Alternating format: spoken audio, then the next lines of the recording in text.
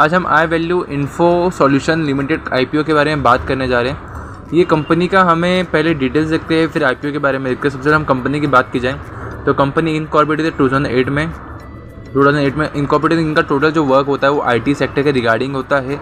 ये IT sectors में जो सर्विसेज प्रोवाइड होती है, जैसे कि स्टोरेजेस हो गए, क्लाउड्स हो गए, फिर कोई आईटी सर्विस प्रोवाइड करना है, ये सब चीज़ों में इनका काम चलता है। ये आपको सर्विस से दूसरे कंपनी से प्रोवाइड करके देती है, जो इनके पास अवेलेबल नहीं होता बट वो किसी और से भी करवा के प्रोवाइड करती है। ओवरऑल इनका पूरा काम जो है वो सिस्टम इंटीग्रेटर्स और जो आईटी सेक्टर्स में होते हैं ना, आईटी सेक्टर्स में इनकी जो हार्डवेयर्स के होते हैं इसमें इनका पूरा टोटली काम होता है।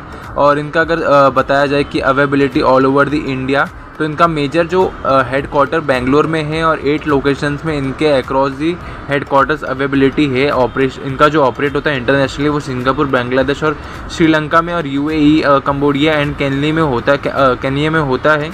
और बाकी इनकी बिजनेस वर्टिकल की बात की जाए तो cyber security, information life cycle management, फिर data centre, infrastructures and applications life cycle management, cloud solutions and additional solutions, ये सब आप रीड कर सकते हो। आपको जो मैं बताया शॉर्ट में कि आईटी रिगार्डिंग आपको काम प्रोवाइड करती है। इनका एज ऑफ 31 मार्च 2025 की बात की जाए तो 421 एम्प्लॉयज़ हैं इनकी कंपनी में।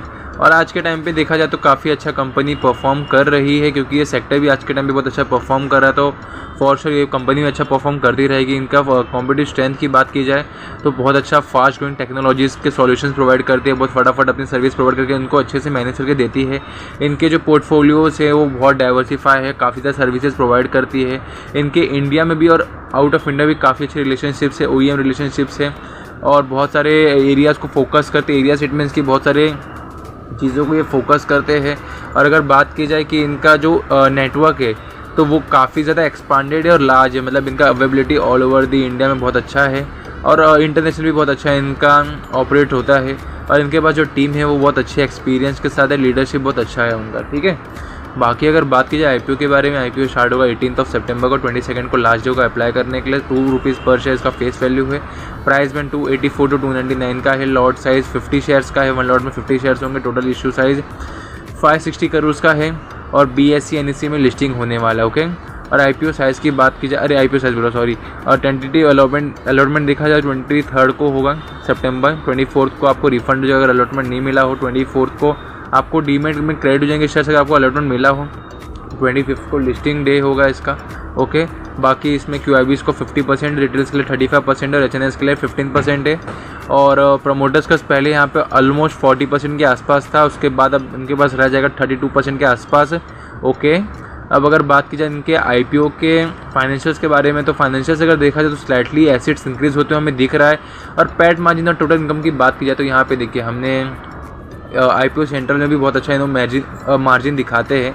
मार्जिन अगर 23 में देखा जाए तो पैट मार्जिन 7.5% का था, 24 में 9.1% और 25 में 9.28%, मतलब अच्छा खासा पैट मार्जिन इंक्रीज़ हो रहा है। 24-25 में थोड़ा कम हुआ है लेकिन फिर भी थोड़ा इंक्रीज़ हुआ है। EBITDA भी अच्छा खासा इंक्रीज़ हो रहा है, नेटवर्क भी अच्छा खासा इंक्रीज़ हो रहा है। रिजर्व एंड सरप्लस भी ठीक ठाक मैनेज है और टोटल बोरोइंग्स भी कम करने की कंपनी पूरी कोशिश कर रही है। रिटर्न ऑन इक्विटी 21% का, रिटर्न ऑन कैपिटल एम्प्लॉयड 28% का है, रिटर्न ऑन नेटवर्थ 22% का है, पैट मार्जिन 8.87% का है, प्राइस टू बुक वैल्यू 4.96, मतलब ऑलमोस्ट 5 के आसपास का। ये थोड़ा प्रीमियम के साइड हो गया। बाकी कंपनी जो पैसा है वो कहाँ पे यूज़ करेगी? The company will not receive any proceed for the offer and such offer proceed, okay.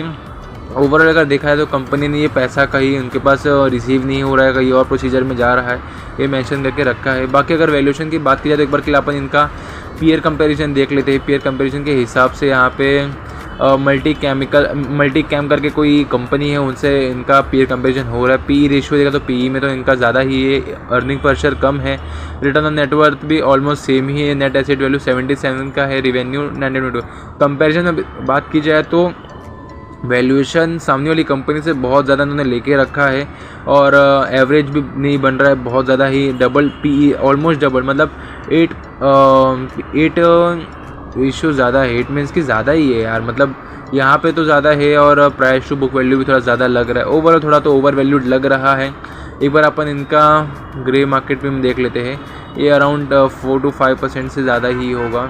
हाँ ये 6% के आसपास है, तो 1000 रुपीज़ पर लॉट पे एस्टिमेटेड है। ठीक है, देखा जाए तो कंपनी की पॉजिटिविटी बहुत अच्छी है, बट नेगेटिव भी ठीक ठाक है। नेगेटिव देखिए, पहला तो प्रमोटर्स का होल्डिंग बहुत कम है, ये फर्स्ट नेगेटिव है। सेकंड, ओवर वैल्यूड मेरे को ज़्यादा लग रहा है, ज़्यादा नहीं कह सकते। अगर कंपनी अच्छा पैट मार्जिन आगे इंक्रीज़ करती है, आगे अच्छा परफॉर्म करती है, तो ऑलमोस्ट ये कवर अप हो जाएगा। और ये इंडस्ट्री भी काफ़ी ज़्यादा सर्विस प्रोवाइड में काफ़ी आगे जा रही है, और इंटरनेशनल भी अवेलेबिलिटी काफ़ी अच्छा है, तो कह सकते हैं कि कंपनी आगे अच्छा परफॉर्म कर सकती है। बाकी मेरा खुद का पर्सनल व्यू ऐसा होगा इस पर कि मैं इसमें अप्लाई नहीं करने वाला हूँ, क्योंकि ये इंडस्ट्री को मैं इतने अच्छे से तरीके से जानता नहीं हूँ। मैं इसमें लिस्टिंग गेन के लिए भी अप्लाई नहीं करने वाला हूँ, बट मैं ट्राई करूँगा अगर थर्ड डे पे मेरे को ग्रे मार्केट में अच्छा देखने के लिए मिल जाए और QIBs का अच्छा खासा यहाँ पे सब्सक्रिप्शन देखने के लिए मिल जाए, तो ऑफकोर्स मैं इसमें सिंगल लॉट से ही जाऊँगा, मल्टीपल लॉट से नहीं जाऊँगा।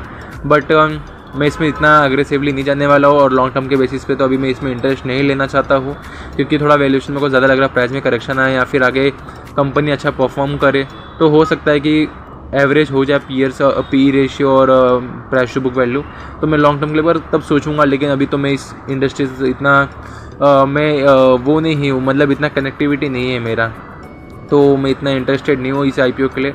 बाकी मैं सिंगल लॉट के लिए जाऊँगा थर्ड डे पे, अब मैं देखूँगा एक्टिविटी कैसा होगा QIBs के, वो हिसाब से। Okay, that's the video. बाकी ये वीडियो बस एजुकेशन पर्पज़ के लिए ही था। ये चैनल कोई सेबी रजिस्टर्ड नहीं है, तो आप कोई भी डिसीजन लेने से पहले खुद अपना एनालिसिस कीजिए, खुद अपने फाइनेंशियल एडवाइजर से एडवाइस लीजिए, फिर इन्वेस्ट कीजिए, क्योंकि इन्वेस्टमेंट रिस्की हो सकता है, यहाँ पे लॉस फेस करना पड़ सकता है। That's the video. वीडियो पसंद है वीडियो को लाइक कीजिए, चैनल को सब्सक्राइब कीजिए for the similar content. Thank you.